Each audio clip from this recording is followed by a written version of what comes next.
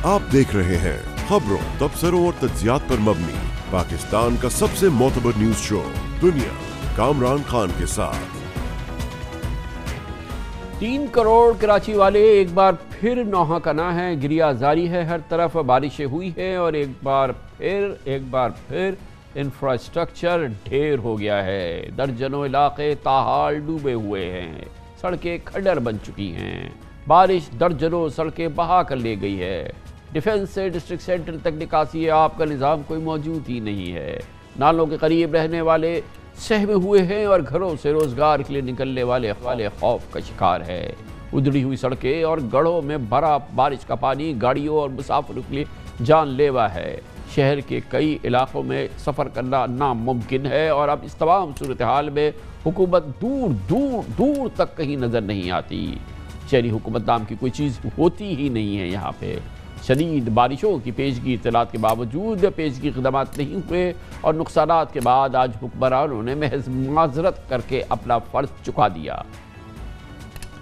Infrastructure ज़ाहिर है बहुत जगहों पे इश्यूज़ हुए हैं, जिसके लिए सीएम साहब ने अहकामात दिए हैं और वहाँ पे काम शुरू कर दिया गया है रोडों को मोटरेबल करने के लिए, क्योंकि अभी बारिशों की प्रेडिक्शन है तो इसलिए वहाँ पे प्रॉपर तरीके से काम नहीं शुरू किया गया। लेकिन जहाँ पे घड़े पड़ रहे हैं, दीगर इश्यूज़ आ रहे हैं, उनको मोटरेबल करने के लिए वहाँ पे वक्ती तौर पर उनको बेहतर किया जा रहा है। जिन लोगों को तकालीफ हुई उनसे माजरत भी करता हूँ आपके तवस्सुत से, और हम पूरी कोशिश कर रहे हैं कि उनको ये शिकायत ना हो।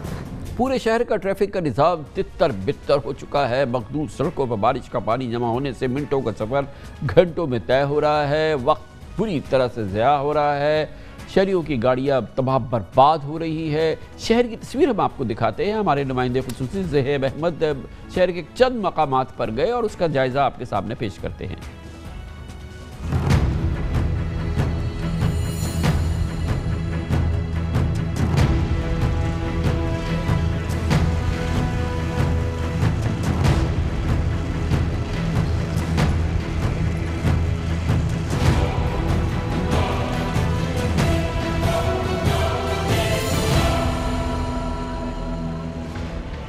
पाकिस्तान का सबसे बड़ा शहर खंडरात का मंजर पेश करने लगा। इंतजामी गफलत और हुकूमती लापरवाही के बायस बारिशों ने कराची को बुरी तरह रौंद दिया। पौश इलाकों और कच्ची आबादियों में कोई फर्क न रहा। सबसे ज्यादा खराब सूरत हाल जिला बस्ती की है, जहां हर सड़क पानी में डूबी है और उसमें पोशीदा गड्ढे शहरियों को निगलने के लिए तैयार है। हमेशा की तरह पीआईबी कॉलोनी के उबलते गटर और टूटी सड़कें शहरियों का इम्तिहान ले रही हैं। यही हाल लसबेला चुरंगी का है, जहां से गुजरते मुसाफिरों की जान अटकी रहती है। तीनट्टी से जेल चुरंगी जाना जुए शीर लाने के मुतरादिफ है, लेकिन तवील अरसे से इंतजामिया की नजर करम का मुंतजिर जहांगीर रोड आज भी जख्मों से चूर है। मैं इस वक्त मौजूद हूँ जहांगीर रोड पर।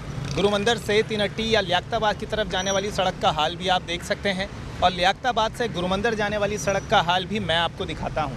तवील अरसे से ये सड़क इसी सूरत हाल से दो चार है और बारिश ने सोने पर सुहागा कर दिया है। इस सड़क पर रोज़ाना हज़ारों गाड़ियाँ और लाखों मुसाफिर सफ़र करते हैं जो इसी अजियत का शिकार होते हैं। कभी रस्ते गड्डी, कभी बाइक का हो जाती खराब। बहुत परेशान है हम पानी से, उस सड़क से। किसी की गाड़ियाँ बंद हो रही हैं तो कोई गड्ढों की वजह से परेशान है, कोई गड्ढे खुदे हुए हैं। जब भी आओ तो गटर बह रहा होता है, यानी कि कोई यहाँ का कोई निज़ाम नहीं है।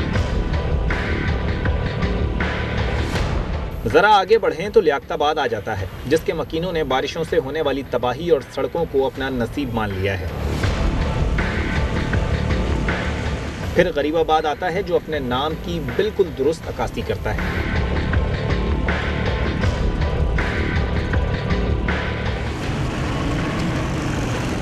मारूफ शॉपिंग मरकज करीमाबाद की सड़कें भी बारिशों में डूब चुकी हैं।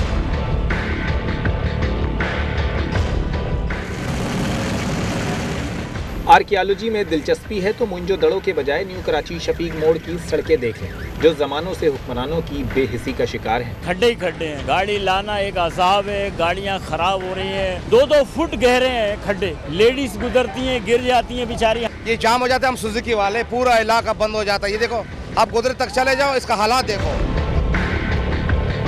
यहाँ से शहर को वापसी का सफर शुरू करें तो शादमान का वही खूनी नाला आता है जिसने चंद रोज कबल 2 माह के बच्चे और उसकी मां को निगल लिया। हाल ही में तामीर होने वाली गोलीमार की सड़क हुक्मरानों के वादों की तरह बोसीदा हो चुकी है।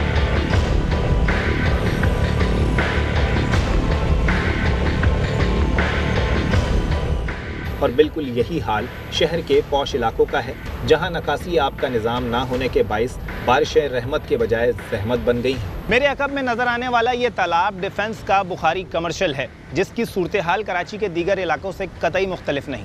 बारिश को 2 दिन बीत चुके हैं, लेकिन बुखारी कमर्शियल की गलियों और सड़कों में अब भी घुटनों तक पानी खड़ा है। गाड़ियाँ डूबी हुई हैं, लोग घरों में मैसूर हैं और पानी की निकासी के लिए अब तक कोई नहीं आया। FTC के करीब गोरा कब्रिस्तान के सामने मसरूफ़ तरीन शाहरा भी इंतज़ामिया की नज़रों से ओझल है, जहाँ सड़क कम और गड्ढे ज़्यादा हैं। इसी तरह स्टेडियम रोड ब्रिज पर चढ़ने से पहले ड्राइवर हजरात और मोटरसाइकिल सवारों को खुदा याद आ जाता है।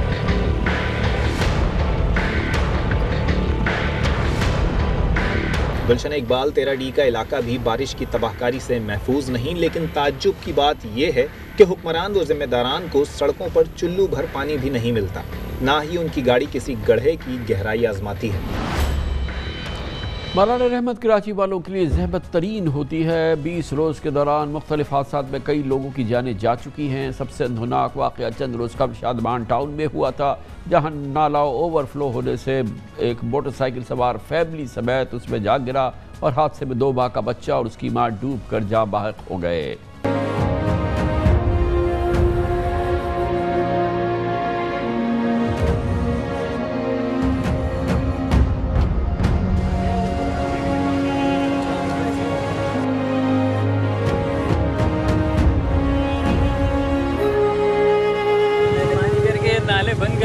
खुदा के लिए आज मेरा बच्चा डूबा है, कल को इस महल्ले में किसी और का डूबेगा।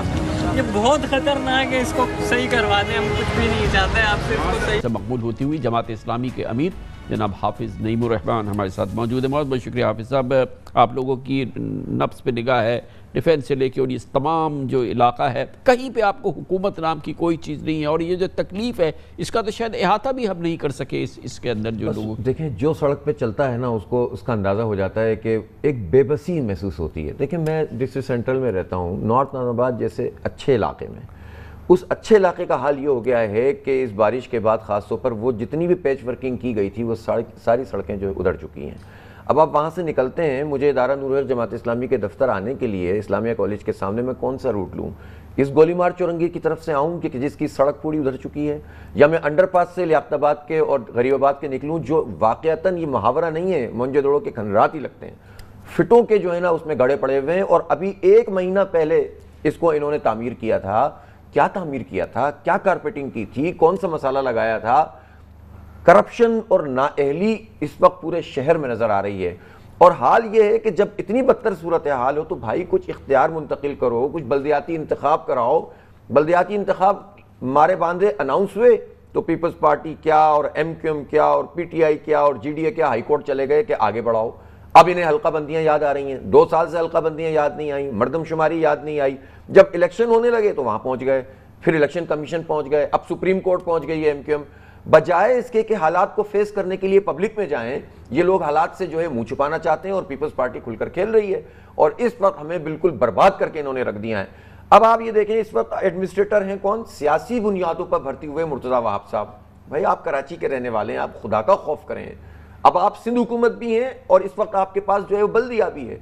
हमने तो एतराज़ किया कि आपको नहीं होना चाहिए बल्दियाती इंतखाब से पहले, लेकिन जब आप हैं और जब आप फोटो सेशन करते हैं कि मैंने यहाँ से पानी निकाल दिया, वहाँ से पानी निकाल दिया, अब आए ना। मैं खान साहब आपसे कहता हूँ कि मुराद अली शाह साहब को भी और इनको भी, और जो एक फ्रेंडली अपोजिशन का किरदार अदा करते रहें। और मैं तो ये भी कहता हूँ कि जिन लोगों को भारी मैंडेट मिला पलट के, तो वो भी नहीं देखते। इन सबको चिंची रिक्शे में बिठाएं और फिर इन सड़कों पर सफ़र करवाएं, इनको पता चल जाएगा हमारी माओ बहनों के साथ क्या हो रहा है यार।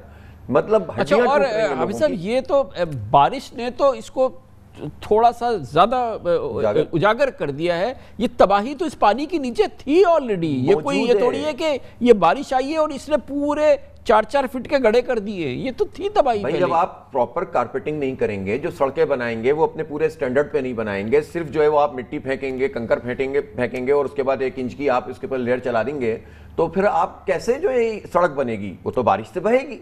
تو کوئی پراپر سڑک بنانے کا ان کا طریقہ نہیں ہے. کرپشن. اب آپ چلیں، یہ جو اتنا بڑا مسئلہ بن رہا ہے سیوریج کا اور کچرے کا، 66 کروڑ روپے تو نالوں کی صفائی کے صرف اس مونسون کے لیے تھے. صرف اس مونسون کے لیے. وہ جو برساتی نالے چھوٹے بڑے 64 کے قریب ہیں اور پھر بڑے نالوں میں جاتے ہیں، کیا کیا اس پر؟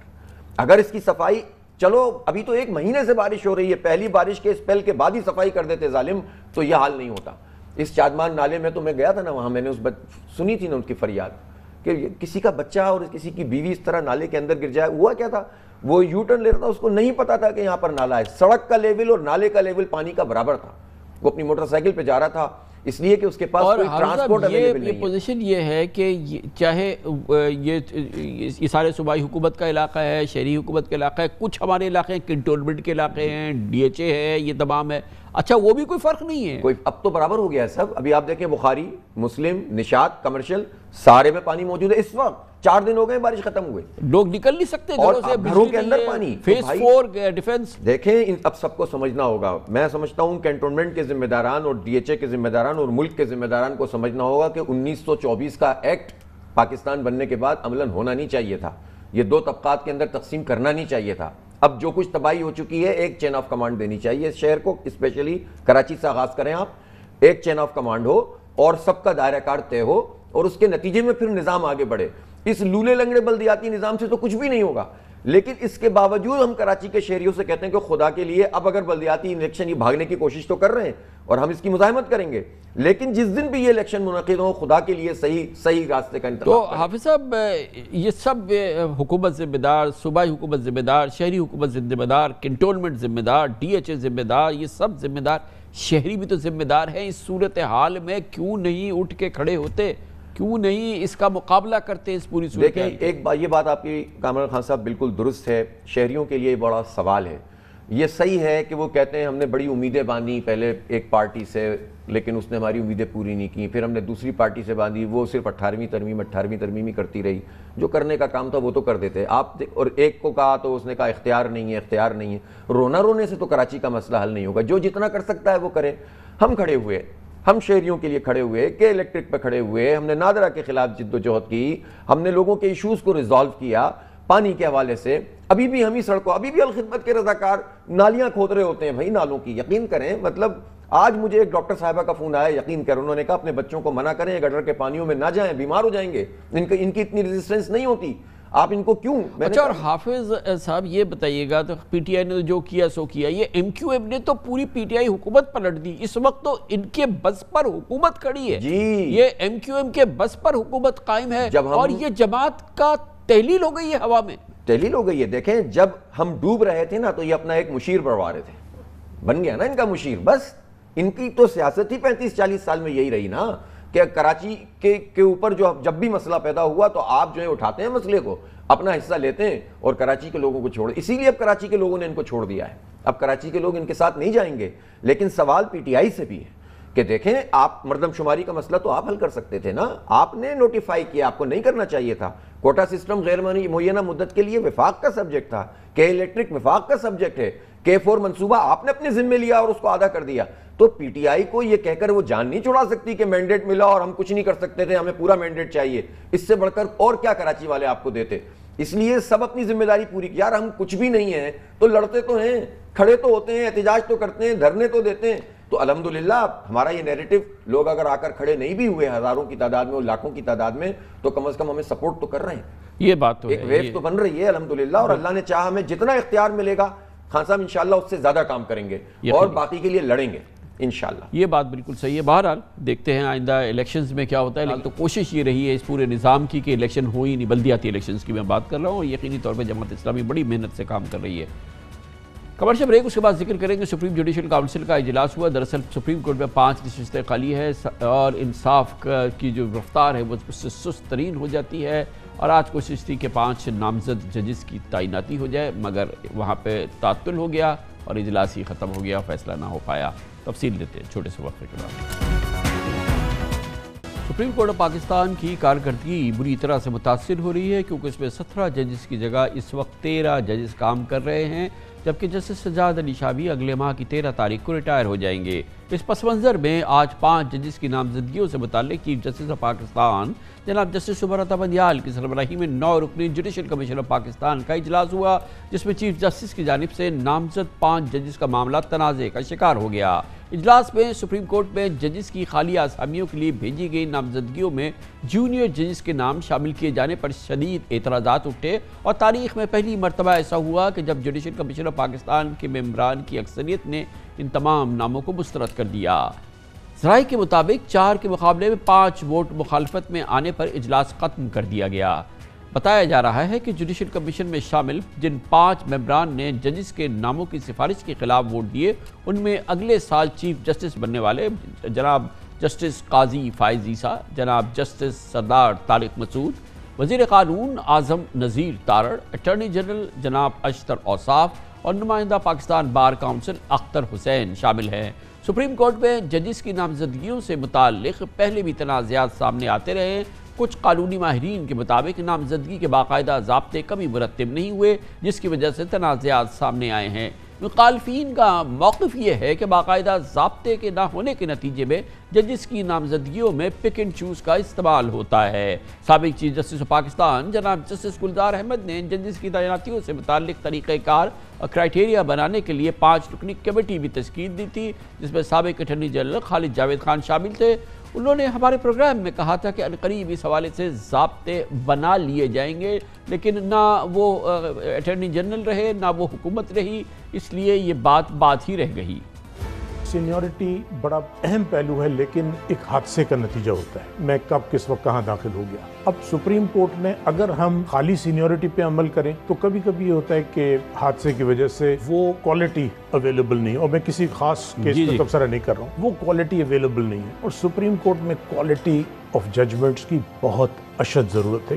جن حضرات کا اعتراض ہے کہ صرف سینیورٹی پہ انسسٹ کیا جائے، وہ صرف سینیورٹی پہ انسسٹ نہیں کر رہے، ان کا کہنا یہ ہے کہ اس سے خدشہ یہ ہے کہ پک اینڈ چوز کا موقع مل جاتا ہے۔ وہ بالکل فریولس آرگیومنٹ نہیں ہے۔ تو میں سمجھتا ہوں کہ اس تمام کے لیے سب سے بہتر یہ ہے کہ ایک ایسا کرائیٹیریا ڈیولپ ہو جس میں سینیورٹی کا عنصر بھی ہو، میرٹ کا بھی ہو، پرفارمنس کا بھی ہو۔ تو میں سمجھتا ہوں کہ اس بحث کے نتیجے میں اب ہم اس طرف جا رہے ہیں کہ بہت جلدی ہمارے پاس ایک ایسا کرائیٹیریا ہوگا اور آبجیکٹیو کرائیٹیریا ہوگا۔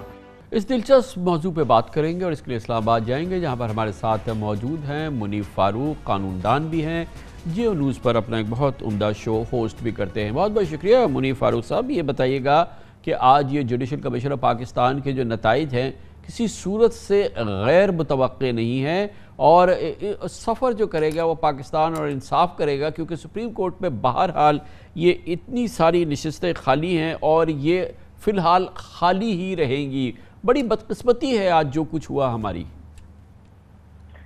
بہت شکریہ کامران خان صاحب۔ دیکھیے سر، گزارش اس طرح سے ہے کہ اس حوالے سے جو میرا ایک ویو رہا ہے ہمیشہ سے، جو جوڈیشل اپوائنٹمنٹس کے حوالے سے، خاص طور پر جب وہ سپریم کورٹ کے لیول کے اوپر ہوں، سب سے بیسک کنسرن یہ ہے کہ یہ کنٹروورسی کوئی اب کی نہیں ہے، پہلے بھی ہوتی رہی ہے، لیکن ایک جو بدقسمت ایلیمنٹ دیکھنے کو مل رہا ہے وہ اس وقت، میں بڑے احتیاط سے اپنے الفاظ کا استعمال کرنا چاہوں گا، کہ جو ایک بڑی ہی تلخ قسم کی ڈویژن نظر آ رہی ہے معزز جج صاحبان کے بیچ۔ اب جس طرح سے جناب جسٹس قاضی فائز عیسیٰ صاحب جو کہ سینئر پیونی جج ہیں، ان کا ایک لیٹر جو کہ اب سوشل میڈیا پہ بھی موجود ہے، وہ انہوں نے خود جاری کیا، انہوں نے لکھا کہ وہ یہاں پر موجود نہیں ہے، اور جبکہ جوڈیشل کمیشن کے حوالے سے، اس کے کانسٹیٹیوٹ کرنے کے حوالے سے آئین بڑا واضح ہے کہ کس طریقے سے اس کو کانسٹیٹیوٹ کیا جانا چاہیے اور اس کے ممبرز کون ہوتے ہیں، یہ آپ کو بھی پتہ ہے، مجھے بھی پتہ ہے۔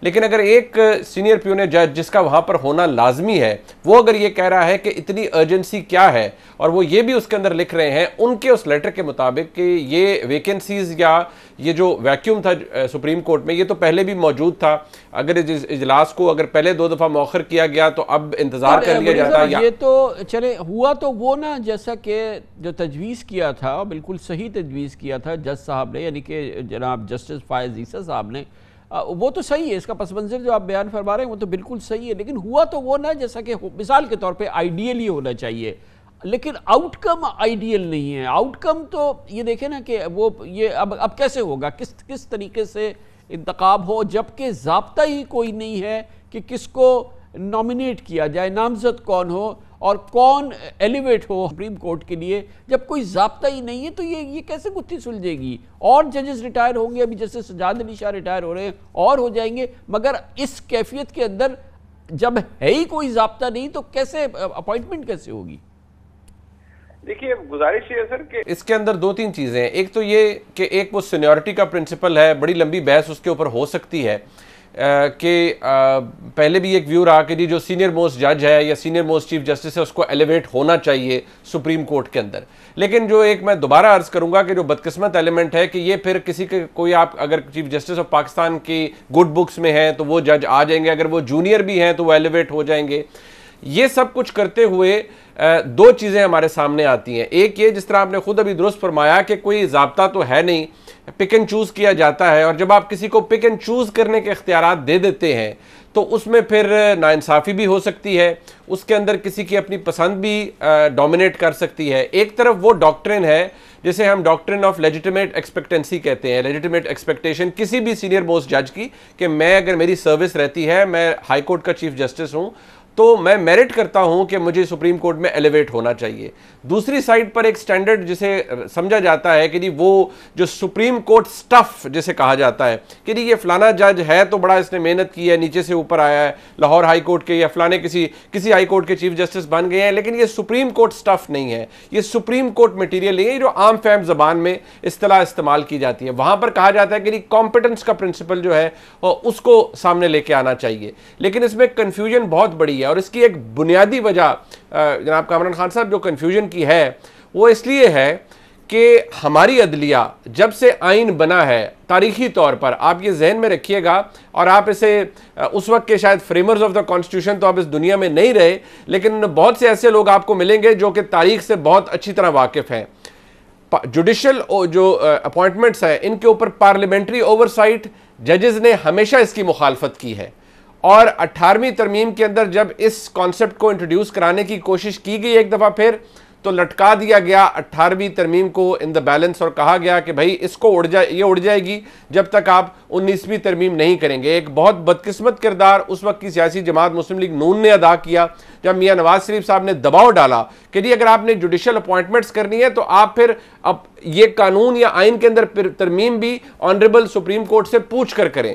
یہ ایک ایسی بدقسمت تاریخ ہے پاکستان میں جوڈیشل اپوائنٹمنٹس کے حوالے سے، پارلیمنٹری اوورسائٹ آن جوڈیشل اپوائنٹمنٹس نہ ہونے کے حوالے سے کہ آج ہم یہاں کھڑے ہیں. اور اب ہوگا کیا؟ دیکھیں جب کوئی طریقہ نہیں ہے، کوئی ضابطہ نہیں ہے، کوئی ہسٹری نہیں، جو اگر ہم نے ٹریڈیشن دیکھنی ہے یا ہم نے ماضی دیکھنا ہے یا ہم نے طریقہ کار دیکھا ہے، نامزدگی جس طرح سے ہوتی ہے کہ سپریم کورٹ کے ججز کے لیے، تو وہ نامزدگی تو اسی طریقے سے ہوگی نا. آل آف اے سڈن کوئی انوینٹ تو نہیں کیا جا سکتا نا طریقہ. گزارش یہ ہے سر کہ جب یہ جوڈیشل کمیشن کو جب آپ فارمولیٹ اس کی جو اگر آپ دیکھا جائے تو اس کے اندر جس کی کمپوزیشن ہے، ٹھیک ہے، جو اگر طریقہ کار کو اڈاپٹ کیا جانا چاہیے، طریقہ کار یہ ہونا چاہیے کہ honourable chief justice of Pakistan بشمول 4 سینئر ترین ججز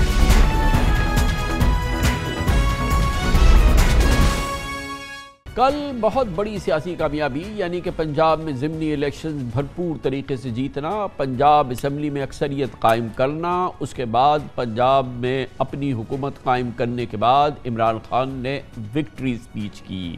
کل شب ان کی اس وکٹری سپیچ میں پاکستانیوں کے لیے ایک بڑا عمدہ پیغام موجود تھا، اور وہ یہ تھا کہ اب ماحول جس کا وہ ذکر کر رہے ہیں اپنی وکٹری سپیچ میں، وہ موجودہ ماحول کا جو سیاسی جنگ و جدل ہے اس میں سیز فائر لا رہا ہے. عمران خان نے اپنی اس تقریر میں بہت اہم باتیں کی، اور وہ اہم باتیں وہ ہیں جو انہوں نے نہیں کی. انہوں نے خاموشی برتی. ان کی 1 گھنٹے کی تقریر میں ایک بار بھی لفظ الیکشن سامنے نہیں آیا.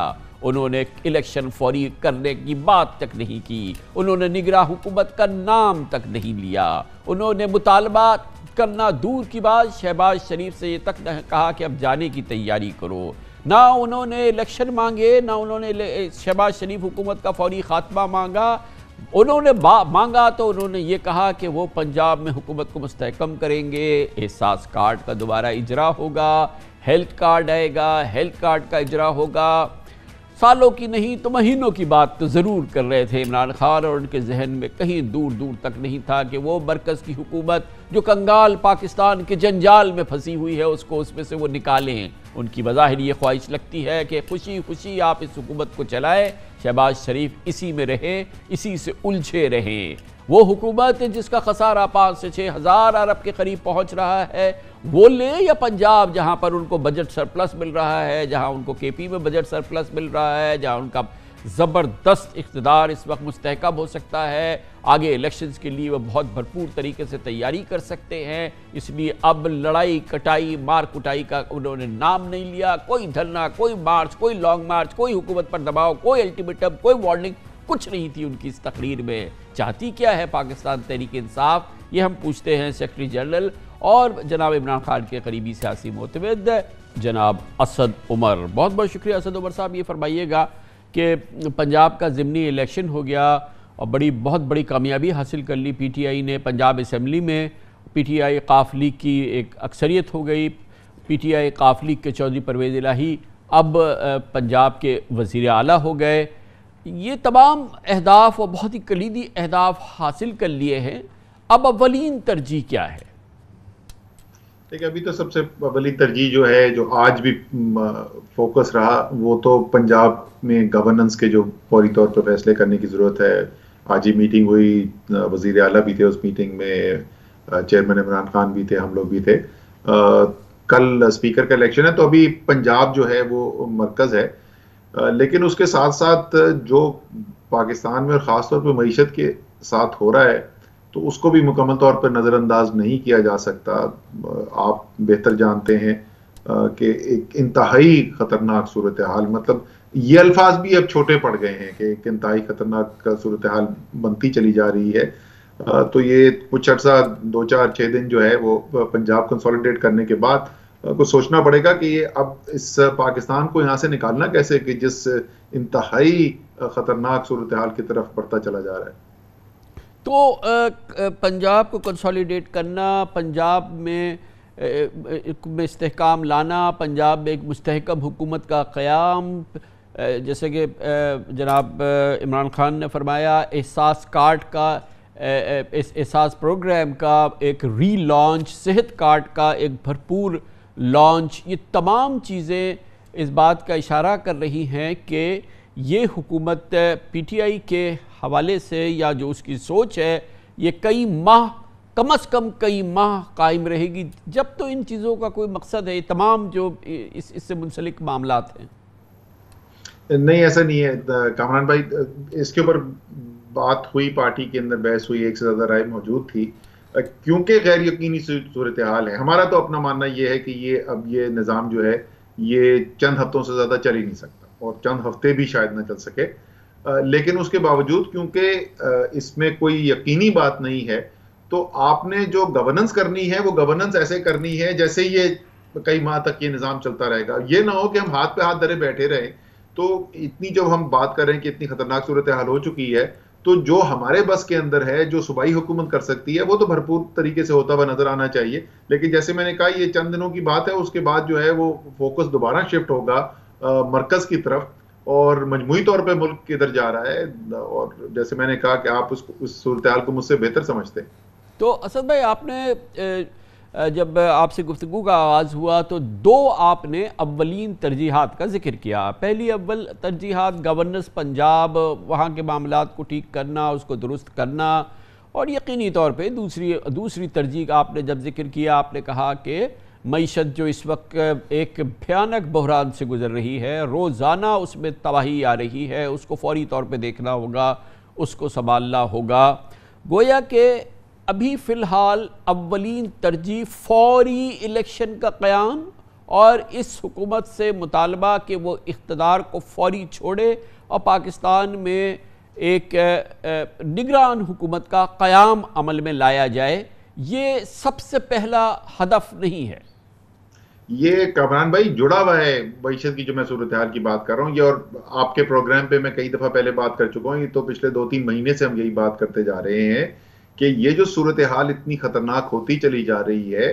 ٹھیک ہے عالمی منڈی میں پیٹرول کی قیمت جو ہے وہ تیل کی قیمت بڑھ گئی ہے, تو ایک حد تک پیٹرول کی قیمتیں بڑھنے کی تو بات سمجھ میں آتی ہے, لیکن 4.5 ماہ کے اندر 62 روپے کی قدر گر جائے ڈالر کی نسبت, یہ تو ہماری اپنی جو صورتحال پیدا جو کی ہے یہ اس کا نتیجہ ہمیں نظر آ رہا ہے. یہ سیاسی بحران ہے جس کی وجہ سے ہمیں یہ پریشانی نظر آ رہی ہے, تو اس کا حل ہے ہی نہیں کوئی جب تک آپ نئے الیکشن کی طرف ایک فریش مینڈیٹ کی طرف نہیں جاتے, جب تک مارکیٹس کو یہی نہیں پتا, نہ ہماری اپنی لوکل مارکیٹس کو, نہ انٹرنیشنل مارکیٹ کو. ابھی آپ دیکھیں انٹرنیشنل بانڈ مارکیٹ کے اندر ہو کیا رہا ہے, 2024 میں جو میچور ہو رہا ہے ہمارا بانڈ, اس کی 44% ییلڈ بنی ہوئی ہے اس وقت. تو وہ تو کہہ رہے ہیں کہ یہ کسی وقت بھی بینکرپٹ ہو جائے گا ملک, بیکاز ان کو یہی نہیں یقین ہے کہ جو نظام چلانے کی کوشش کی جا رہی ہے یہ چل بھی سکتا ہے کہ نہیں چلتا. جب تک آپ وہ غیر یقینی نہیں نکالیں گے یہاں سے, میرا اپنا ماننا ہے, میری سیاست چھوڑ دیں, میرا 27 سال کا جو کارپوریٹ تجربہ ہے وہ یہ کہتا ہے کہ جب تک وہ غیر یقینی صورتحال نہیں آپ ٹھیک کریں گے, آپ بہتری کی طرف جا ہی نہیں سکتے. تو اسد بھائی پھر تو کل جب یہ کلیدی مرحلے عبور ہو گئے تھے, پنجاب میں الیکشن جیت گئے, پنجاب اسمبلی میں اکثریت ہو گئی, اپنا چیف منسٹر بن گیا, ٹھیک ہے اس کی سمبولک اور بہت ہی امپورٹنٹ آپٹکس تھی, تو کل عمران خان صاحب کی اسپیچ کے اندر کم از کم ذکر تو ہوتا ارلی الیکشنز کا, کم از کم ذکر تو ہوتا فوری الیکشن کا, کم از کم ایک بار تو وہ لفظ الیکشن ان کی 50 منٹ کی تقریر میں ہوتا. میں تو شجر رہ گیا کہ لفظ الیکشن ان کے منہ سے نکلا ہی نہیں, اور پچھلے 4 مہینے میں یہ پہلی بار ہے کہ یہ ایک سٹیٹمنٹ ہے جس میں لفظ الیکشن کا ذکر نہیں ہے, ہر بات کا ذکر ہے, الیکشن کا ذکر نہیں ہے. اور عمران خان شہباز شریف کو مخاطب ہو کے یہ نہیں کہہ رہے کہ بھائی فارغ ہو, نکلو جلدی, اور ہم بھی چلیں اور سب نکلیں, اور اب جلدی سے ہم جو ہے وہ اسمبلی سے تحلیل کرو اور ہم الیکشنز کی طرف جائیں, اور پھر ظاہر نگراں حکومت کا قیام ہو. کل ان کی پوری گفتگو میں اس کا اشارہ تک جب نہیں مل رہا ہے, تو اس کا مطلب یہ ہے کہ یہ you want to hold on تھوڑا سا, جو بھی حکمت عملی ہے, بہرحال الیکشن نہیں ہے سب سے پہلے. اچھا, یہ تو ہو سکتا ہے کہ سپیچ سے کچھ تاثر ایسا ابھرا ہو, کیونکہ میں نے وہ سپیچ لائیو سنی نہیں, میں کل شہر سے باہر گیا ہوا تھا, تو ہو سکتا ہے اس میں کوئی ایسا تاثر ابھرا ہو. لیکن میں اس کو ختم کرنا چاہتا ہوں. اگر آج اس وقت آپ فون اٹھا کر عمران خان کو فون کریں اور ان سے پوچھیں کہ آپ کے خیال میں پاکستان کے لیے اگلا قدم کیا ہونا چاہیے, اور ایک ہی چیز آپ مانگ سکتے ہیں, میں آپ کو یقین سے کہہ سکتا ہوں کہ وہ آپ کو کہیں گے کہ ایک فریش الیکشن کی ضرورت ہے. یہ خان صاحب کا اپنی ذاتی رائے بھی ہے, یہ ہماری اجتماعی طور پر پارٹی کی رائے بھی یہی ہے, اور میرے خیال میں بہت سے لوگ جو پاکستان کی سیاست کو سمجھتے ہیں, پاکستان کی معیشت کو سمجھتے ہیں, ان کی بھی رائے یہی ہے. ایک کیئر ٹیکر کیبنٹ آ جائے گی, اس کیئر ٹیکر کیبنٹ کو جو بھی ڈیسیشنز کرنے ہوں گے, ایک سرٹنٹی سامنے آ جائے گی, ایک یقینی صورتحال پیدا ہو جائے گی. اچھا بھائی 60 دن میں 90 دن کے اندر الیکشن ہونے جا رہا ہے, اور جو بھی ہوگا وہ فریش عوام کا مینڈیٹ لے کر آئے گا, اور اس کو کم سے کم 3 4 5 سال جو ہے حکومت کے لیے ملیں گے, ایک سمت نظر آ جائے گی. تو بالکل, میں اگر ایسا تاثر آپ کے ذہن میں آیا تقریر سن کے کہ خان صاحب کے لیے اب نئے الیکشن ضروری نہیں ہے, تو ایسا بالکل بھی نہیں ہے. جہاں تک آپ, اور یہ بھی بات جو میں ابھی کہنے والا ہوں یہ کوئی نئی بات نہیں ہے, میں 3 ماہ سے کہہ رہا ہوں کہ اگر آپ مجھ سے سیکرٹری جنرل تحریک انصاف کے طور پر پوچھیں کہ کیا یہ حکومت چلتی رہے ابھی, تو میرے یہ سیاسی انٹرسٹ میں ہے اگر میں صرف اپنی پارٹی کو دیکھوں, اور وہ ثابت ہو گیا. یہ میں 3 ماہ سے بات کہہ رہا تھا, 17 جولائی کو وہ ثابت ہو گیا جو میں کہہ رہا تھا. میرے خیال میں تو مسلم لیگ نون کا سیاست دفن ہوتی جا رہی ہے یہ حکومت چلانے کے چکر میں. زرداری صاحب کا معاملہ الگ ہے, وہ تو مزے کر رہے ہیں, وہ دیکھ رہے ہیں اپنے پرانے دشمن کو تباہ ہوتے ہوئے دیکھ رہے ہیں, لیکن نون کے یہ انٹرسٹ میں نہیں ہے. لیکن ملک نہیں افورڈ کر سکتا, جو ملک کے حالات ہوتے چلے جا رہے ہیں. آخر کار ہماری بھی امید یہی ہے نا, خواہش بھی یہی ہے, اور ہمارا ماننا بھی یہ ہے کہ اگلی حکومت دوبارہ عمران خان کی بننے جا رہی ہے. یہ جس کھائی میں ہم گرتے جا رہے ہیں, یہاں سے تو نکالتے 2 سال لگ جائیں گے. تو سر پھر تو خان صاحب کو کل کی تقریر میں اس کے علاوہ تو کوئی بات ہی نہیں کرنی چاہیے تھی. ایک پلان دیتے, ایک فوری طور پہ روڈ میپ دیتے ٹورڈز دی الیکشن, اس حکومت کو کہتے, وقت دیتے, ہفتہ 10 دن 2 دن 5 دن 10 دن کہ جی آپ جائیے, آپ نہیں جاتے تو ہم آ رہے ہیں, کیونکہ ہم ایک دن اس پہ بھاری ہے. چہ جائے کہ لفظ الیکشن ہی منہ سے نہ نکلے, چاہے جائے کہ لفظ حکومت جائے بھی نہ منہ سے نکلے، چاہے جائے کہ نگراں حکومت بھی نہ نکلے، اور ذکر ہو تو صرف یہ کہ نیا الیکشن کمیشن تشکیل دیا جائے، اور وہ الیکشن کمیشن آپ ہی بتائیے کیسے تشکیل دیا جائے، مگر جب الیکشن کا وہ ذکر ہی نہیں کر رہے تو یہ تو ایک بہت بڑا اس وقت سوالیہ نشان بن گیا ہے پی ٹی آئی کی حکمت عملی کے حوالے سے۔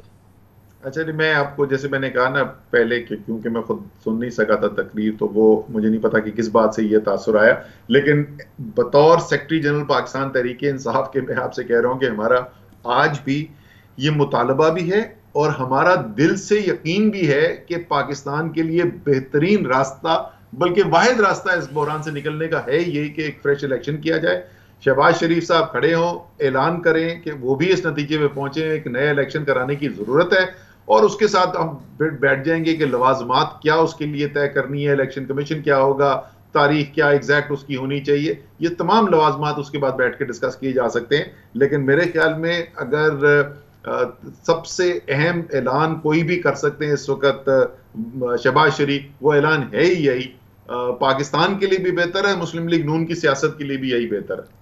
آپ کم از کم ان سے کہیں تو صحیح، مطالبہ تو کریں، مطالبہ تو، اور آپ کے پاس تو 10 طریقے ہیں اس کو ٹو میک اٹ ہیپن، خالی کہنا ہی نہیں ہے۔ اچھا چلیں، میں یہ جو اگر کوئی آپ کے خیال میں کمی رہ گی میں خان صاحب سے بات کر لوں گا، وہ انشاءاللہ تعالی کل جو بھی نیکسٹ ٹائم میرے خیال میں کل وہ بات کریں گے، کیونکہ اسپیکر کا الیکشن ہے پنجاب اسمبلی کا، میں بھی لاہور جا رہا ہوں، وہ بھی جا رہے ہیں، تو وہاں پر ضرور بات کرنے کا موقع ملے گا۔ یہ آپ کو اگر اس میں کوئی ابہام ہے وہ کل کلیئر ہو جائے گا۔ یہ بھی فرمائے گا اسد عمر صاحب کہ یہ ابھی جو حکمراں اتحاد ہے وہ اس کی میٹنگ وغیرہ ہوئی ہے، اس کے بعد جو انٹیریئر منسٹر ہیں رانا سلام اللہ خان، انہوں نے کہا کہ جی ہم بالکل الیکشن کے لیے تیار ہیں۔ 3 دن سے خبریں آ رہی ہیں کہ نواز شریف صاحب جو ہیں وہ ان لوگوں سے کہہ رہے ہیں کہ بس اب آپ الیکشن کی طرف جائیں، اور ایک عام سا بھی جو شخص ہے پاکستانی وہ سمجھ رہا ہے کہ یہ جو حکومت ہے اس کا تو پولیٹیکل کیپٹل ایروڈ ہو گیا، 3 مہینے کے اندر بالکل کہیں غائب ہو گیا، اور اس نواز شریف صاحب سے زیادہ کون سمجھتا ہے۔ تو پرہیپس کہ یہ لوگ بھی اب ڈیسپریٹ ہوں گے یا ہونے والے ہیں، یا اگر نہیں ہوئے تو خیر بہرحال اللہ حافظ ہے، کہ الیکشنز کے لیے ہو۔ اور ابھی انٹیریئر منسٹر نے کہا کہ ہم الیکشن کے لیے تیار ہیں اور ہمیں اس کا اشارہ دے، اور پی ٹی آئی جو ہے وہ کے پی سے اور پنجاب اسمبلی سے کو تحلیل کر دے، اور پھر الیکشن کا آغاز ہو جائے گا۔ میں آپ کو سنوا دیتا ہوں، پھر آپ اس پہ تبصرہ فرمائیے گا۔ ہم تو اب بھی، میرا لیڈر میاں نواز شریف تو آج بھی اس بات پہ ہے، وہ کل بھی اسی بات پہ تھا، کل سے پہلے بھی اس بات پہ تھا کہ جی ہمیں الیکشن کی طرف جو ہے وہ جانا چاہیے۔ آپ اگر الیکشن کی طرف جاتے ہیں تو کہتا ہے کہ جی پہلے چیف الیکشن کمیشنر کو جو ہے وہ چینج کریں، اور اس کی عقل کا اندازہ لگائیں کہ وہ اب یہ مطالبہ رات اس نے کر دیا ہے کہ جی پہلے چیف الیکشن کمیشنر جو ہے وہ مقرر ہوگا اور اس کے بعد جو ہے وہ الیکشن ہوں گے۔ ہم سے مطالبہ کر رہا ہے کہ الیکشن کے لیے آپ گورنمنٹ جو ہے وہ ڈیزالو کریں، وہ بھی تمہاری بھی تو گورنمنٹس ہیں نا 2، ان کے ڈیزالو ہوئے بغیر تو الیکشن نہیں ہو سکتے، تو کرو نا پہلے ڈیزالو، اگر اتنی الیکشن سے تمہاری کمٹمنٹ ہے۔ یہ دونوں اسمبلی جب ڈیزالو کر دیں، میں سمجھتا ہوں کہ دیر ول بی نو ضمنی election, there will be general election. جی اسد بھائی، ایک طرف وہ کہہ رہے ہیں میرا لیڈر، اور ان سے بولے کہ لیڈر آپ کا کچھ اور کہتا ہے، وزیر اعظم آپ کا کچھ اور کہتا ہے، آپ کے سابق وزیر اعظم کچھ اور کہتے ہیں۔ ایک تو یہ ان کی پارٹی کا یہ نہیں سمجھ میں آتا کہ ان کی پارٹی کا سٹینس ہے کیا، لندن کچھ اور کہہ، اسلام آباد کچھ اور کہہ رہا ہے۔ وہ کہہ رہے ہیں کہ حالانکہ میاں نواز شریف چاہتے ہیں کہ الیکشن ہو، لیکن الیکشن کروائیں گے وہ اس صورت میں کہ پہلے سب سے پہلے کے پی اور پنجاب کی حکومت ڈیزالو ہو جائے۔ یار آپ عمران خان کے کہنے پہ یہ کرنا چاہتے ہیں یا نواز شریف کے کہنے پہ کرنا چاہتے ہیں؟ اس وقت کامران بھائی صورتحال یہ ہے، بالکل ہم چاہتے ہیں ایک نیا الیکشن کمیشن ہو جو یہ الیکشن کروائے۔ مسلم لیگ نون جو ہے ان کے پاس اختیار صرف واقعی میں ہے اس وقت نیشنل اسمبلی ڈیزالو کرنے کا، وہ وزیر اعظم کو ثواب دید ہے، وہ ایڈوائز دے سکتے ہیں پرائم منسٹر پریزیڈنٹ کو کہ ڈیزالو کر دی جائے۔ باقی صوبائی اسمبلیاں جو ہیں ظاہر ہے وہ ان کے کنٹرول کے اندر نہیں ہیں، اسی لیے ہم سمجھتے ہیں کہ ان کو بھی وہ الیکشن کی طرف جانا چاہتے ہیں، یا کم سے کم یہ کہتے ہیں کہ نواز شریف جانا چاہتے ہیں الیکشن کی طرف، تو پھر ان کو وہ اعلان کر کے ہمارے ساتھ بیٹھنا پڑے گا۔ ہم بالکل جس دن یہ اسمبلی اپنی ڈیزالو کرنے کے لیے تیار ہوں گے، ہم اس کے ساتھ اعلان کریں گے، ہم بھی اسی دن ڈیزالو کریں گے۔ اس میں کوئی ابہام نہیں ہونا چاہیے لیکن ہم یہ نہیں کریں گے کہ ہم اپنی اسمبلیاں پہلے ڈیزالو کر کے بیٹھ جائیں اور لندن سے کچھ اور بیان آئے اور اسلام آباد سے کچھ اور بیان آئے. منطقی بات ہے، بالکل منطقی بات کہہ رہے ہیں آپ. تو گویا یہ بات آپ بالکل کلیئر کر رہے ہیں کہ یہ آپ کے ذہن میں کوئی دو رائے نہیں ہے کہ جیسے کہ اس سے پہلے جب پی ٹی آئی کی حکومت تھی تو یہ کہا گیا تھا کہ بھئی زرداری صاحب تو نہیں اسمبلی ڈیزالو کریں گے، وہ سندھ کے الیکشن جب بھی ہوں گے اور فلاں صوبے میں ہماری حکومت ہے تو وہاں پہ الیکشن بعد میں ہوں گے، ہم کراتے رہیں گے جب بھی ہماری مرضی ہو. پی ٹی آئی اور آپ لوگ سب جو ہیں پی ٹی آئی وہ اس سوچ کی بالکل قطعی نہیں ہے کہ کر دیں وہ قومی اسمبلی کو تحلیل، ہماری پنجاب میں حکومت ہے یا ہماری اسمبلی ہے یا ہماری کے پی میں ہے، وہ جب ہم چاہیں گے ہم کرائیں گے الیکشن. کیونکہ یہ گفتگو جب پی ٹی آئی کی حکومت تھی ہوتی رہی تھی. اس پہ کوئی دو رائے نہیں ہے کہ آپ جنرل الیکشن چاہتے ہیں، پورے ملک میں ایک وقت پہ الیکشن ہونے چاہیے جیسے ہمیشہ ہوتے آئے. بالکل ایسا ہی ہے جی. اس وقت جو ہے ظاہر ہے کون اقتدار چھوڑنا چاہتا ہے، لیکن جیسے میں نے کہا کہ ملک جس شدید بحران کا شکار ہو گیا ہے، یہ فریش مینڈیٹ کے بغیر یہاں سے نکلا نہیں جا سکتا. اور میں یہ نہیں کہہ سکتا کہ جہاں میری حکومت ہے وہ چلتی رہے اور آپ کی جہاں حکومت ہے وہ ختم کر دی جائے. بالکل وہ سارے کے سارے تمام پاکستان کے اندر ایک فریش مینڈیٹ کی ضرورت ہے اور تمام سیاسی پارٹیوں کو جس کے پاس جہاں بھی اس کا سب سے زیادہ اقتدار تو تحریک انصاف کے پاس ہے. آزاد کشمیر میں بھی ہم ہیں، گلگت بلتستان میں بھی ہم ہیں، کے پی میں بھی ہیں، پنجاب میں بھی ہیں. لیکن جو صورتحال ہے وہاں سے نکلنے کے لیے ہر ایک کو اپنا اپنا حصہ چھوڑنا پڑے گا، ورنہ یہ بحران جو ہے وہ آپ جانتے. اس وقت کامران بھائی میں تو سناٹے میں آ گیا سن کے. اس دن مجھے ملا ایک آدمی کہ فارماسیوٹیکل کی دوائیاں بنانے کی خام مال جو ہے را مٹیریل کی ایل سی نہیں کھول رہی اس وقت. کدھر پاکستان کو لے کے جا رہے ہیں؟ یہ کوئی اندازہ بھی ہے لوگوں کو یہ جو بیٹھے میں اقتدار کے اندر کہ سیاست کے چکر کے اندر ملک کے ساتھ ہونے کیا والا ہے؟ یہ صنعتیں بند ہو رہی ہیں، آپ کو پتہ ہے انڈس موٹرز بند ہو گئی ہے، ٹویوٹا بند ہو گئی ہے اور روزانہ اس قسم کی خبریں آ رہی ہیں. اچھا بھائی ایک چیز یہ ذرا سا بتائیے گا کہ پاکستان کے آئین و قانون کو اوبویسلی سامنے رکھتے ہوئے جو الیکشن کمیشن کی تشکیل نو کی بات کر رہے ہیں عمران خان صاحب، یہ فرمائیے گا کہ آئینی طور پہ یہ کیسے ممکن ہے؟ دیکھیں اس وقت جو صورتحال ہے وہ یہ ہے کہ الیکشن کمیشن کے 2 ممبرز تو ابھی لگائے گئے جس میں کنسلٹیشن کی گئی ایک ایسے لیڈر آف اپوزیشن کے ساتھ جو لیڈر آف اپوزیشن اعلانیہ کہہ چکا ہے کہ میں نے اگلا الیکشن مسلم لیگ نون کے ٹکٹ پہ لڑنا ہے. مطلب یہ مذاق ہے نا آئین کے ساتھ. تو اگر ساری پولیٹیکل پارٹیز یہ کہتی ہیں کہ ہمارے خیال میں پاکستان کو آگے لے جانے کے لیے ایک نئے الیکشن کی ضرورت ہے اور نیا الیکشن ایک ایسا کمیشن بنائے جس کو سب مانے کہ یہ غیر جانبدار ہے، تو میرے خیال میں آئین اس کے آڑے نہیں آتا. ہاں اگر صرف تحریک انصاف یہ کہے گی تو پھر بالکل وہ آئینی طور پہ اس کا راستہ نہیں ہے. اسی لیے ہم یہ کہہ رہے ہیں کہ اگر یہ اعلان کر دیں، اگر شہباز شریف، چلے ہم ان کی بات مان لیں، ہم رانا ثناء اللہ کی بات پر یقین کر لیتے ہیں کہ شہباز شریف جو ہے وہ نواز شریف کی بات ہی مان جائیں اور ایک نیا الیکشن اناؤنس کر دیں تو پھر یہ تمام باتیں جو ہیں وہ بیٹھ کے کی جا سکتی ہیں. اچھا سے یہ فرمائیے گا فرسٹ تھنگ فرسٹ، سب سے امپورٹنٹ اکانومی کی سچویشن ابھی آپ نے خود بیان کر دی، آپ سے زیادہ کوئی سمجھتا بھی نہیں ہے. اور اس وقت جو صورتحال ہے وہ یہ کہ لب بام ہے ہمارا آئی ایم ایف پروگرام کا ریسٹوریشن اور بورڈ کی میٹنگ ہو رہی ہے 26 اگست کو ہمیں بتایا گیا ہے. پرائر ایکشنز ہم نے سارے کر لیے ہیں تقریباً، بلکہ سبھی پورے کر لیے ہیں اور اس سے منسلکہ پھر بہت ساری چیزیں ہونی ہیں. ہماری ایکسٹرنل لائبلٹیز کو میٹ کرنے کے لیے ملٹی لیٹرل سے ہماری چیزیں آنی ہیں اور پھر یہ تمام چیزیں جو ہیں یہ رول آؤٹ ہونی ہیں اور اس کو اب ہم کسی صورت سے ہلا جلا نہیں سکتے. آپ کے ذہن میں خاکہ کیا ہے معیشت کو رواں دواں رکھنے کے لیے، پٹری پہ لانے کے لیے اور ان چیزوں کو برقرار رکھ کے مستحکم بنانے کے لیے کہ اس کو جب منتخب حکومت آئے اس کے حوالے کر دیا جائے، اس کے لیے آپ فرمائیے کہ ذرا تفصیل سے مجھے بتائیے کہ اب سے جب تک نئی حکومت آئے کیا ہونا چاہیے؟ دیکھیں اس وقت جو سب سے زیادہ جو فوری ہمارا مسئلہ ہے وہ یہ ہے کہ ہمارے جو زر مبادلہ کے انفلوز ہوتے ہیں وہ بری طریقے سے متاثر ہو گئے. ہمارا خسارہ تو ہمیشہ ہوتا ہے بجٹ کا، کبھی زیادہ ہوتا ہے، بجٹ نہیں بلکہ بیرونی خسارہ ہمارا جو ہے کبھی زیادہ ہوتا ہے کبھی کم ہوتا ہے، لیکن خسارہ ہمیشہ ہوتا ہے. لیکن ساتھ ساتھ ہمارے پاس اور ذرائع سے انفلوز آتے رہتے ہیں جس سے ہم وہ خسارہ پورا کر دیتے ہیں. اب وہ کیونکہ غیر یقینی صورتحال جیسے ہی پیدا ہوئی تو انفلوز ڈرائی اپ ہونے شروع ہو گئے اور ریزروز ہمارے گر کے 8.2 بلین ڈالرز پہ آدھے رہ گئے. صرف 3 ماہ کے اندر آدھے رہ گئے. 2.3 بلین ڈالر ہم چائنا سے لے کے آئے، 10 دن کے اندر اس میں سے نصف سے زیادہ پیسہ ہمارا پھر اڑ چکا تھا. تو سب سے پہلی تو چیز یہ ہے کہ اس ہیمریجنگ کو روکا جائے اور جیسے میں نے کہا نا کہ وہ سرٹنٹی ضروری ہے. تو کرنا یہ پڑے گا تمام سیاسی پارٹیوں کو کہ سیاسی پارٹیاں تو ایک دوسرے کے خلاف بیان بھی دیتی ہیں، تنقید بھی کرتی ہیں، لیکن جو کیئر ٹیکر کیبنٹ آئے گی پھر ان کو جو ایمرجنسی ایکشنز لینے پڑیں گے، پھر تمام سیاسی پارٹیوں کو بیک کرنا پڑے گا کہ ہم اون کریں گے اس فیصلے کو، اور جس وقت ہماری حکومت آئے گی جو بھی لیگل کمٹمنٹس کر دی گئی ہیں پھر ان کمٹمنٹس کو کے اوپر پورا اترا جائے گا۔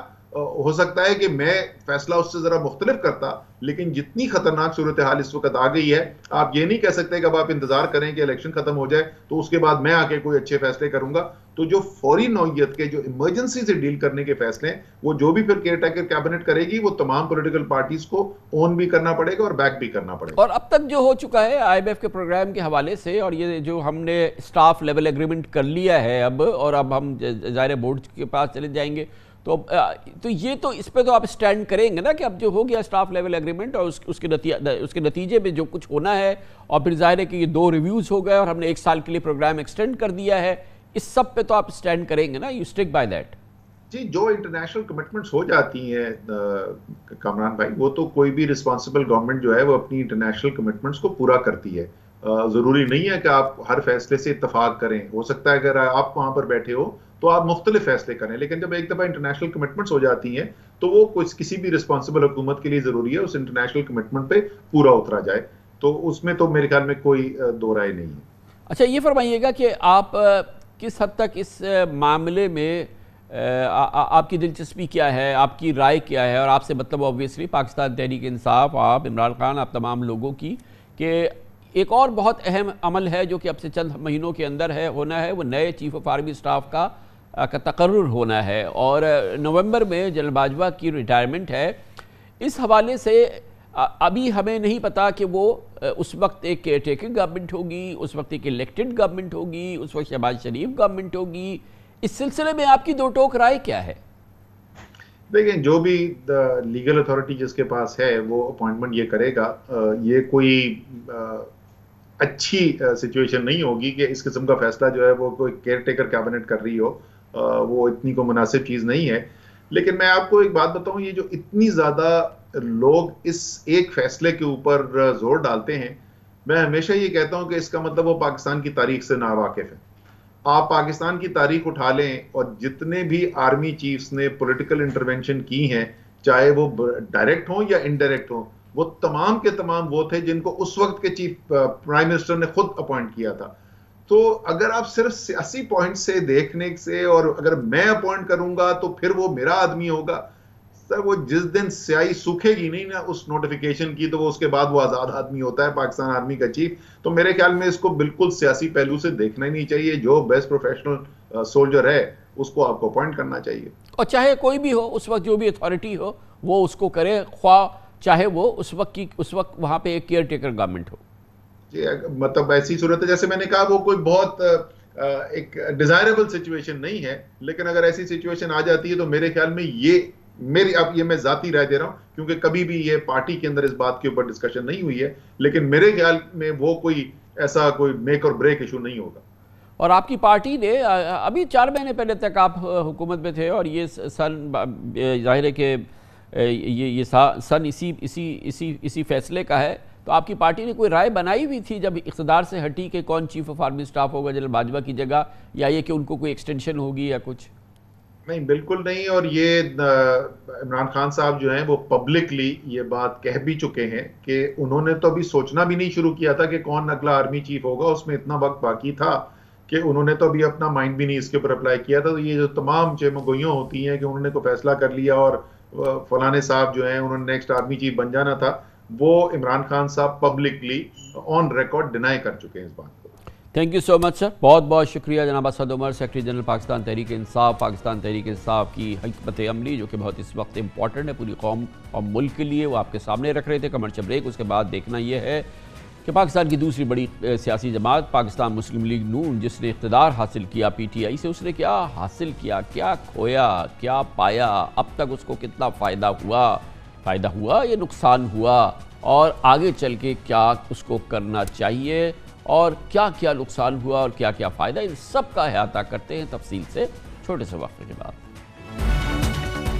حکمراں اتحاد اور اس کے دوسرے اتحادی سخت کشمکش میں مبتلا ہیں کہ اب کیا جائے۔ پنجاب اور کے پی میں عمران خان کی حکومت قائم ہو چکی ہے۔ گلگت بلتستان میں، آزاد جموں کشمیر میں پہلے ہی عمران خان کی حکومت ہے اور اب تیزی سے عمران خان کا انفلوئنس پوری حکومت پہ بنتا چلا جا رہا ہے۔ اور دوسری جانب مشکل فیصلوں کی وجہ سے پی ڈی ایم میں شامل جماعتیں، خاص طور پر پاکستان مسلم لیگ نون، اپنی مقبولیت کھو چکی ہے، بلکہ غیر مقبولیت کی نئی حدود میں داخل ہو چکی ہے۔ اسی پس منظر میں آج اجلاس ہوا۔ جناب نواز شریف لندن سے اس میں شریک تھے اور اجلاس میں حکومت کو ختم کر کے انتخابات کرانے کے آپشن پر بہت تفصیل سے بات ہوئی ہے۔ بتایا گیا ہے کہ میاں نواز شریف نے آج کہا کہ لاڈلے کا 4 سال کا گند ہم پر ڈال دیا گیا ہے۔ پہلے دن سے حکومت میں آنے کا مخالف تھا۔ حکومت میں آنے کے بعد شہباز شریف کو وہ تمام مشکل فیصلے کرنے پڑے جو اگر حکومت میں نہ آتے تو لامحالہ عمران خان کرتے۔ پیٹرول ڈیزل کی قیمتوں سے لے کے بجلی اور گیس کی قیمتوں میں اضافے تک تمام فیصلے شہباز حکومت نے لیے اور پھر مہنگائی کے سیلاب نے عوام میں نون لیگ کی ساکھ کو بری طرح سے ہلا کے رکھ دیا ہے۔ غیر مقبول فیصلوں نے مسلم لیگ نون کو غیر مقبول کر دیا ہے، یہ کہا گیا ہے۔ اور اسی پس منظر میں اب یہ آج کا اجلاس ہے اور اس پوری صورتحال میں پاکستان مسلم لیگ نون کے میں یہ بات بہت تیزی سے پھیل گئی ہے کہ اب وقت ہے کہ اس حکومت پہ سے فوری نکلا جائے اور اس بوجھ کو اٹھا پھینک دیا جائے۔ ہمیں بڑے مشکل فیصلے کرنے پڑے ہیں، ہم نے وہ فیصلے کیے ہیں، ان کی سیاسی قیمت ہم نے ادا کی ہے، جس میں ایک الیکشن آپ کے سامنے ہے کہ ان مشکل فیصلوں کا اثر پولنگ بوتھ پر پڑتا ہے، اس میں کوئی شبہ نہیں ہے۔ اس کی ایک سیاسی قیمت ہے، وہ قیمت ہم نے ادا کر دی ہے، شاید مزید بھی ادا کرنی پڑے۔ ہم نے قصداً جانتے ہوئے حکومت جو ہے سنبھالی کہ مالی مشکلات ہیں اور ہمارا ووٹر جو ہے وہ ناراض ہوگا، مہنگائی ہوگی، ہمارا گراف نیچے جائے گا۔ ہم نے اپنا پولیٹیکل کیریئر جو ہے اس کو کمپرومائز یا اس کو لوز کرنا جو ہے افورڈ کر لیا ہے اور دانستہ طور پہ کیا ہے۔ ہمیں بھی معلوم ہے کہ ہمارا سیاسی کیپٹل ایروڈ ہو رہا ہے، ہم برے بننے کے لیے تیار ہیں۔ ہم اپنے پولیٹیکل کیپٹل کو، اپنی سیاسی ساکھ کو داؤ پہ لگا کے اس وقت پاکستان کو بچا رہے ہیں۔ راستہ یہ تھا کہ یا پولیٹیکل اپنا نقصان کریں یا ملک کا نقصان کریں، تو یہ فیصلہ ساری جماعتوں نے کیا کہ پاکستان کو نقصان ہونے سے بچانے کے لیے ہمیں یہ سخت فیصلے کرنے پڑیں گے جس میں شاید ہم پولیٹیکلی لوز کریں۔ کسی کو شوق نہیں ہے پولیٹیکل پارٹی کوئی بھی ہو کہ وہ اپنے پولیٹیکل کریڈٹ کے اوپر کمپرومائز کرے، کوئی بھی نہیں کرتا، اور یہ بہت بڑا فیصلہ ہے۔ ہم نے یہ کلیکٹیو ڈیسیژن کیا ہے، بہت بھاری بوجھ ہے، یہ اتار کے پھینکنا آسان تھا اور اس کو اپنے سر پہ لے لینا بہت مشکل تھا، تو یہ مشکل کام ہم نے کیا ہے۔ اس کے علاوہ یہ بھی بات ہے کہ شہباز حکومت کو 3.5 مہینے ہو چکے ہیں مگر نواز شریف جلا وطن تھے اور آج بھی جلا وطن ہیں۔ مریم نواز کے بیرون ملک کے سفر پر پابندی تھی، آج بھی وہ نہیں جا سکتی ہیں اور وہ نہیں جا پائی، نہ عمرے کے لیے نہ اپنے والد صاحب سے ملنے کے لیے۔ اس وقت نون لیگ لیول پلینگ فیلڈ کی خواہش مند ہے۔ 3 روز قبل محترمہ مریم نواز نے واضح طور پہ کہا کہ نواز شریف پاکستان آئیں گے، ہم انہیں جیل نہیں جانے دیں گے۔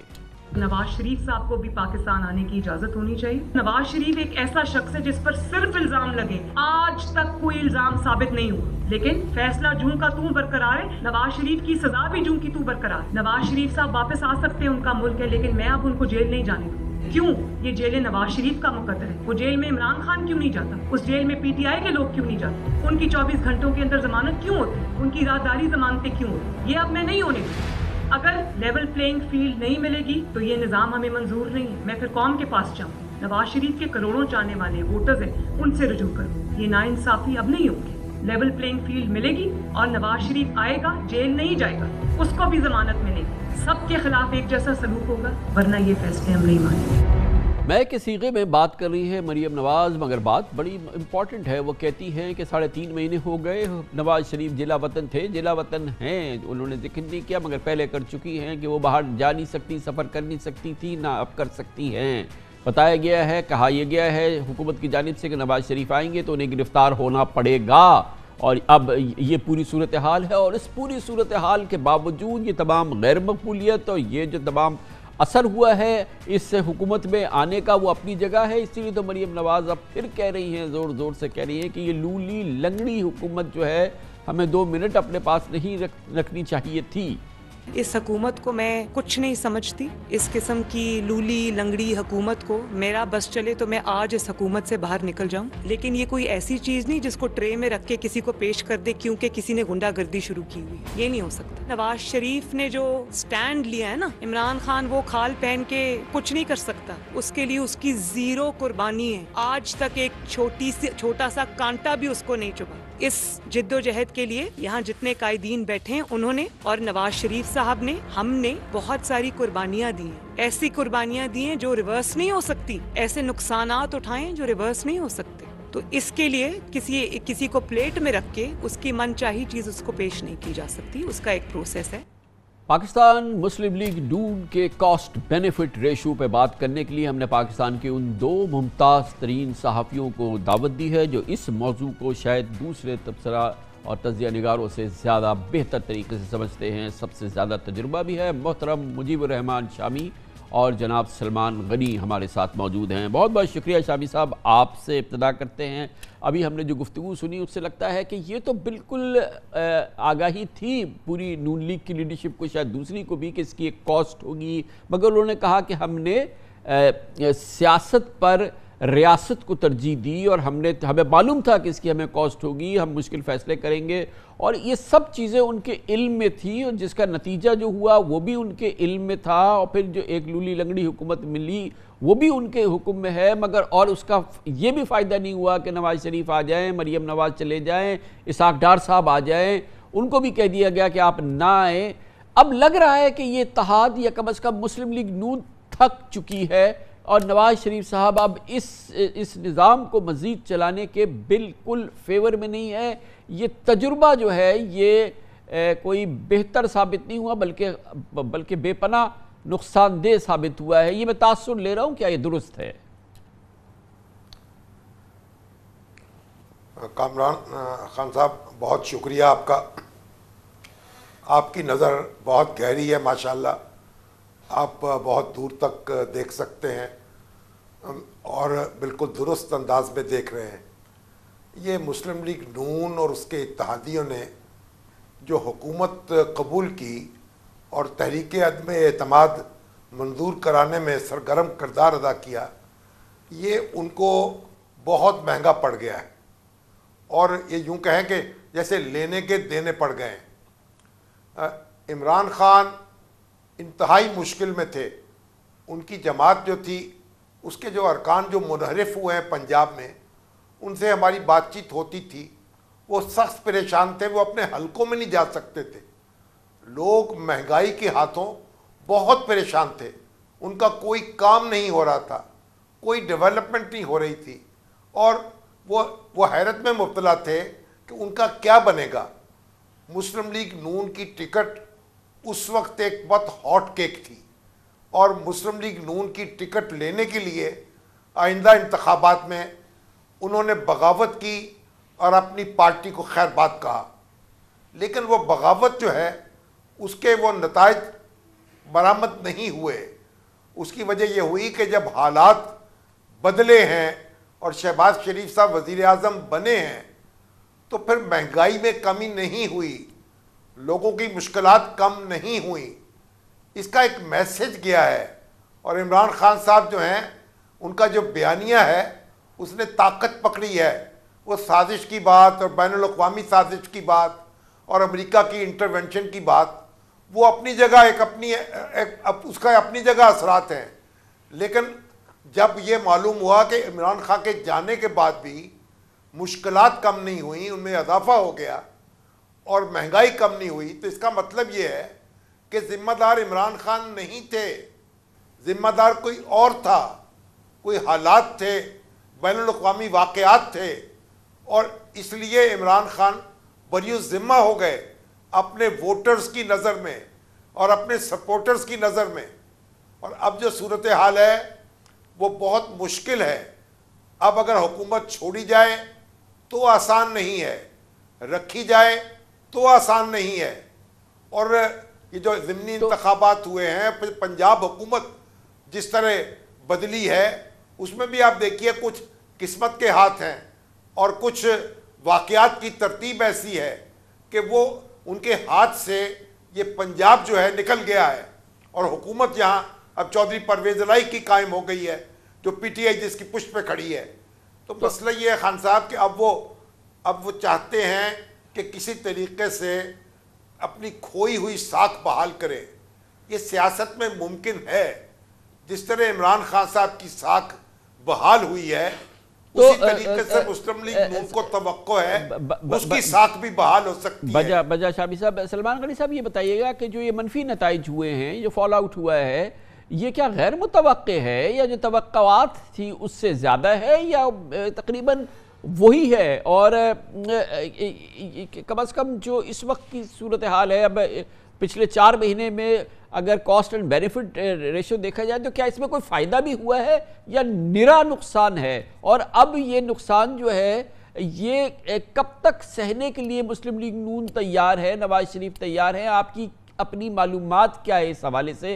क्योंकि एक आम जो नाजिर है, जो हम जैसा जो मुबस्सिर है, हम तो ये समझते हैं कि हर शायद गुजरता दिन इन पर इसका बोझ जो है वो बढ़ाता चला जाएगा। आपकी क्या मालूमात है? कामरान साहब शुक्रिया आपका। जहाँ तक इस वक्त पाकिस्तान मुस्लिम लीग नून की सियासत और उनकी हुकूमती कारकर्दगी का सवाल है, तो आपने बहुत सारे नुकात जो उठाए हैं वो बिल्कुल दुरुस्त है। इसमें कोई शक नहीं कि मुस्लिम लीग नून एक परेशान कुल सूरत हाल से दो चार है, और परेशान कुल सूरत हाल से दो चार होने की बड़ी वजह यह है कि जो हुकूमत आज से 4 माह पहले कायम हुई थी, सियासी तब्दीली का अमल जो था वो उस हद तक कारगर नहीं हो सका जिसकी वजह से उन्होंने हुकूमत ली थी। और जहाँ तक ये बात कही जा रही है कि पाकिस्तान मुस्लिम लीग नून के कायद नवाज शरीफ की मर्ज़ी के ख़िलाफ़ ये हुकूमत ली गई थी, तो मैं इससे इत्तफाक नहीं करता। चूँकि उस वक्त शहबाज शरीफ साहब ने नवाज शरीफ साहब को बावर करवाया था कि पाकिस्तान की सूरत हाल क्या है, हालात क्या है, वाक़यात क्या है, और ख़ास तौर पे मुआशी सूरत हाल क्या है, और उस वक्त हुकूमत लेने के हमें सियासी फ़वाइद क्या होंगे। आपने अपने इब्तदाइया में बिल्कुल दुरुस्त जिक्र किया कि पाकिस्तान मुस्लिम लीग नून और इत्तेहादी हुकूमत के वजूद में आने के बाद ना सिर्फ ये कि मुल्की मईशत जो है तवाना हो सकी, आगे की तरफ बढ़ सकी, महंगाई बढ़ी है, और ख़ास तौर पे खान साहब ये जो पेट्रोलियम की कीमतों में इजाफा था इसने बराह रास्त शराय ज़रूरियात की कीमतों में आग लगा दी। जहाँ तक सियासी फ़वाइद की बात है तो सबसे बड़ा सियासी फ़ायदा ये होना था हुकूमत का कि नवाज शरीफ साहब पाकिस्तान से बाहर बैठे थे, मरियम नवाज साहिबा पे जाने पे पाबंदी थी। तो मेरी ज़ाती मालूमात की बुनियाद पर शहबाज शरीफ साहब ये समझते थे कि हुकूमत में आने के बाद कम अज़ कम अदालती महाज पर हमें रिलीफ मिलेगा और नवाज शरीफ साहब पाकिस्तान में वापस आ सकेंगे। अब नवाज शरीफ साहब की वापसी तो कुजा, खुद इसहाक डार साहब जिन्होंने जुलाई के तीसरे हफ्ते में आने का ऐलान कर रखा था वो भी नहीं आ पा रहे। और मैं अपने प्रोग्राम थिंक टैंक में कहता था कि अगर इसहाक डार साहब आ रहे हैं तो फिर नवाज शरीफ साहब भी वापस आ रहे हैं। मैं समझता हूँ जहाँ तक आपने मकबूलियत की बात की है, देखें बात यह है कि जिस तरह सियासी महाज पर उतार चढ़ाव होते हैं इस तरह मकबूलियत भी बढ़ती रहती है और कम होती रहती है। इस वक्त पाकिस्तान मुस्लिम लीग नून की मकबूलियत कम हुई है, इसमें कोई दो राय नहीं। और सबसे ज़्यादा परेशानी खुद उनके अरकान असम्बली में है, जो लोग बराह रास्त इंतखाबात लड़ते हैं उनके कारकुनों में है। और सबसे अहम बात मैं समझता हूँ कि शहबाज शरीफ साहब के हवाले से एक तअस्सुर ये था कि वो नामुमकिन को मुमकिन बनाना जानते हैं, वो रिजल्ट्स फराहम कर पाएंगे, वो पाकिस्तान की मईशत को संभालना भी देंगे और ख़ास तौर पे आम आदमी को रिलीफ भी मिल सकेगी। लेकिन ये जो चीज़ें थी ये मुमकिन नहीं बन सकी और यही वजह है कि इस वक्त हुक्मरान इत्तेहाद और ख़ास तौर पे पाकिस्तान मुस्लिम लीग नून के अंदर एक परेशान कुल सूरत हाल है। लेकिन खान साहब ये जो हुकूमत की बात की जा रही है ना, अगर उस वक्त हुकूमत लेना गलत था तो मैं समझता हूँ कि आज की सूरत हाल में, आज की इस कैफियत में छोड़ना भी गलत होगा। यही वजह है। बहुत नवाजिश मोहतरम मुजीबुर रहमान शामी जनाब सलमान गनी हमारे साथ मौजूद थे। इसके साथ ही हमारे आज के प्रोग्राम का इख्तिताम होता है। कल आपसे फिर मुलाकात होगी इंशाअल्लाह। कल तक के लिए कामरान खान को इजाज़त। अल्लाह हाफ़िज़। नासिर